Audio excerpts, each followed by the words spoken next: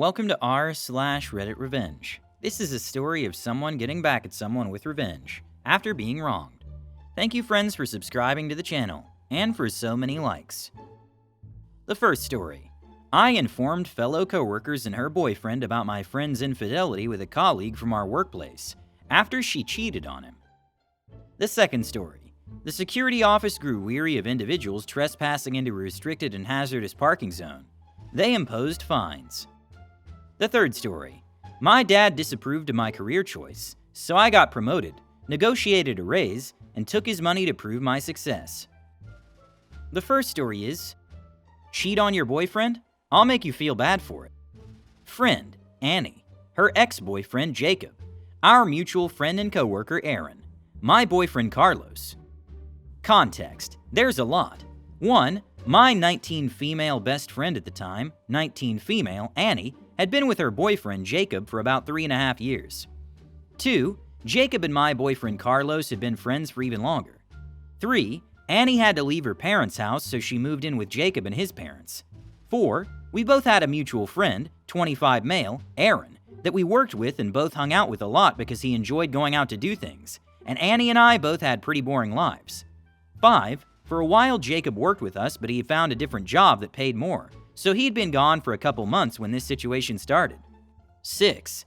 Annie started getting really popular where we worked, and a lot of the guys started liking her because of her charm and fun personality. 7. Annie was also a little more touchy with Carlos than I would have liked, and that caused a bit of a rift between us because there was a lot of jealousy building up. Carlos had a crush on her a couple years before we got together in high school, so there was a reason I was nervous even though I trust my boyfriend more than anything. I swallowed my pride though, and spoke to them both politely about it. They responded well and things seemed okay for a while. Now on to the main story of this post. Aaron moved to a different department, where we worked and they paid more, so Annie moved over there as well. They started hanging out more alone, and we had all started drinking and partying more than we had before. Annie also started not going home to her boyfriend for weeks at a time, but he trusted her so much that he wasn't worried. After a while, Annie started distancing herself from me for unknown reasons, but I didn't push her because we both have mental issues and I understood. Then one day she randomly told me she wanted to break up with Jacob. I personally thought her reasoning was unreasonable, but I'm not one to judge her decisions, so I just tried to support her as much as I could. Later that same day, I saw hickeys on our Aaron's neck, and I'll admit I already had some suspicions, so I questioned him, and he didn't give me a straight answer. About an hour later, Annie texted me to meet up, and there they told me they'd been making out the night before. I tried not to act mad as I'm not necessarily involved, but they also know that I hate the idea of cheating. It's the most disrespectful thing to do to someone in my opinion. She told me she had been drunk, so I told her that the best thing she could do is break it off with Jacob the night after work. The next day I asked her and she told me that she'd try, but she had told him it was for mental health reasons, and he said they shouldn't break up, and he can help her find resources to get better. She dropped it after that. This is when I get mad and decide to do something that I genuinely do regret now, mostly because of my I want to make her feel terrible about this mindset. I told quite a few people, those who knew and those who didn't. Keep in mind her boyfriend used to work there, so everyone I told had known him. I thought if her boyfriend has to go through this, she has to feel some pain and embarrassment too. I told people to spread it around so it would inevitably get back to them, and made sure to give them all the nitty-gritty details that said how bad it was, i.e. how she was basically living with Aaron now, drinking and smoking much more than she was telling Jacob about. He was uncomfortable with the amount she was already telling him about, violating his very lenient trust, knowing she was hanging out with Aaron, etc. I didn't leave out any details, and others agreed the situation was ridiculous. Then I took it a step further. She hadn't been at Jacob's house since trying to break up with him, so I had Carlos tell him a couple nights later after Annie's chance had passed. He absolutely blew up at her. They broke up, and his parents had to go get his car from her. She used his car, because she was drunk when he had confronted her. She obviously knew I had played a part in telling him, so she texted me the next day. She ended up thanking me because she didn't have the courage to do it, but she still didn't know I had been telling people. Things spread fast at our place of work, so obviously someone said something to them soon after. They suddenly had no friends that didn't bring up their situation constantly, and they became very closed off from their coworkers. Anyways, it's been like 10 months and now they have a baby, and they were fired a while ago for stealing. I'm still unsettled that she's 19 with a 25, maybe 26 now, year old dude. On the one hand, you wanted to support your friend and help her end a relationship that you felt was unhappy. However, your decision to tell the story to many people had unintended consequences and had a strong impact on everyone involved. Sometimes even the best intentions can backfire with negative results. It's important to be careful what we say and do to understand the possible consequences of our actions for others. Every action has consequences, and it's important to consider them in the context of moral and ethical values.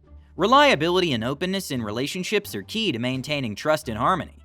Interfering in other people's relationships can lead to unexpected consequences, and it's often best to act with wisdom and empathy, speaking with a sense of responsibility for our own actions. The second story is Security Guard Takes Revenge. So this happened a while ago. I work as a security guard at a college. There's a parking area at the bottom of a sheer cliff face, and after some severe weather, the cliff had multiple small rock slides. The college was worried there might be more, so we blocked off that parking area. We didn't want anyone's car getting crushed by falling rocks. No one was allowed to park there, and we made this very clear with signs and caution tape.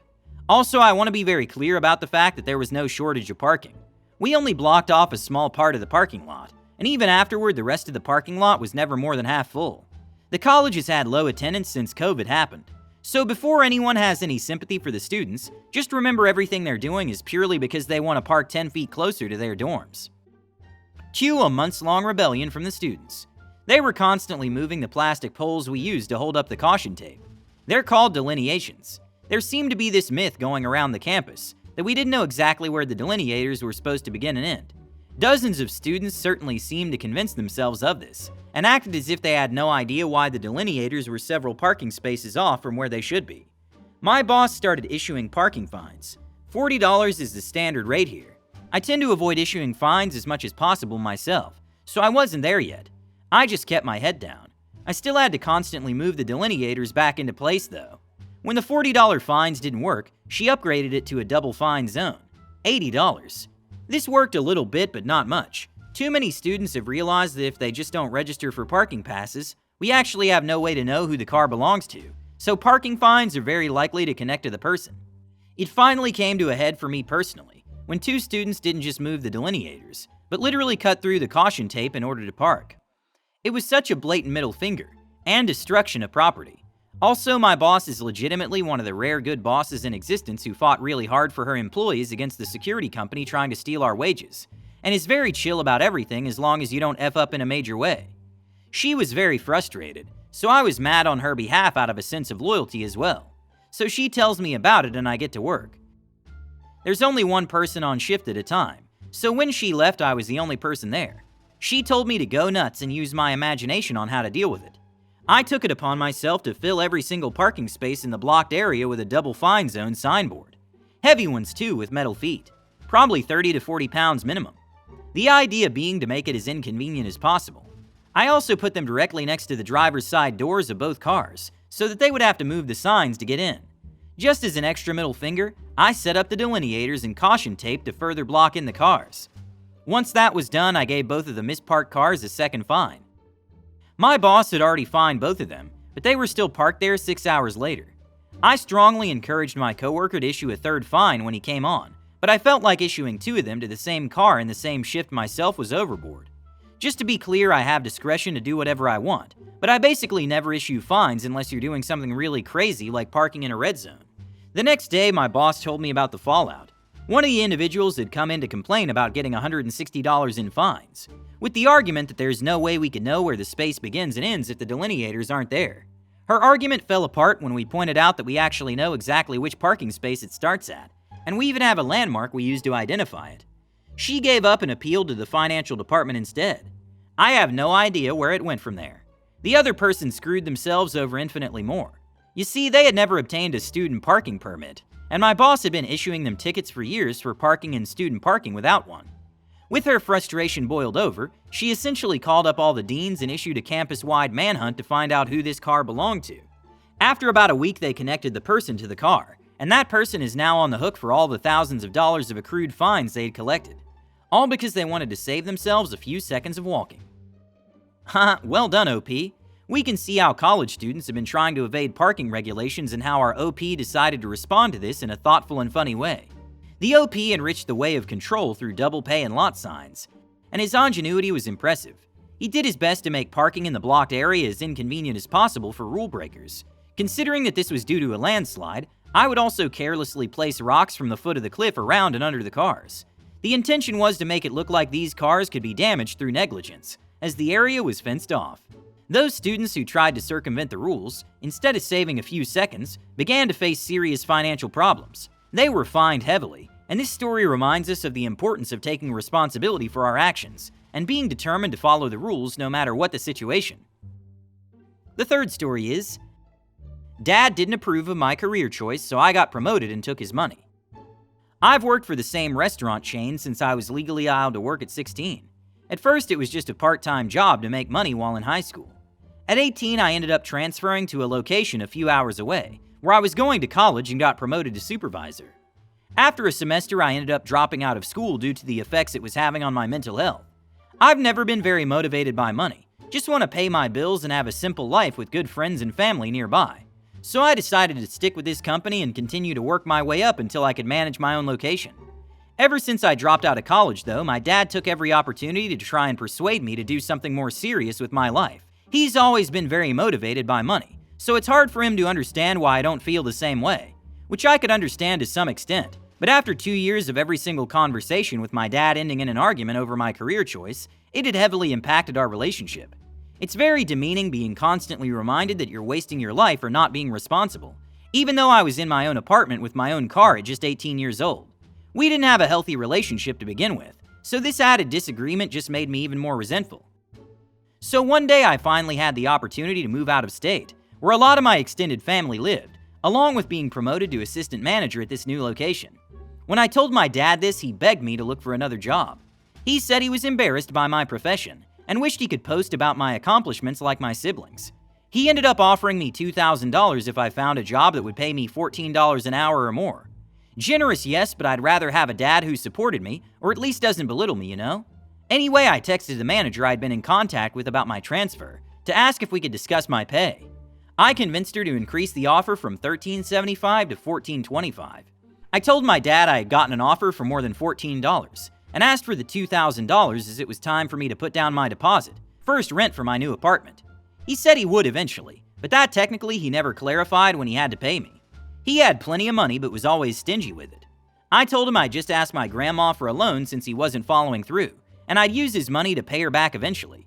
Of course, he didn't want our family to know he was being an ace, so he sent me the money. Afterwards, he asked me about my new job, to which I said, I'm not getting a new job, I'm just getting a raise. I could hear the steam coming out of his ears over the phone. He started yelling and demanding I send back the money, but I told him, well, you're right. You never clarified when you'd have to pay up, but you also never clarified that the wage I needed had to come from a different job. I hung up and kept the money. We didn't talk for a while and still hardly talk now. Congratulations. I admire your achievements and progress. I wish you ongoing success in your current situation, helping you reach your goals. You're already ahead of the curve in terms of affording your own housing. While it would be great if your dad changes his perspective, it won't be a significant setback if he doesn't. Hit the like button to support the channel and subscribe. Have a good day.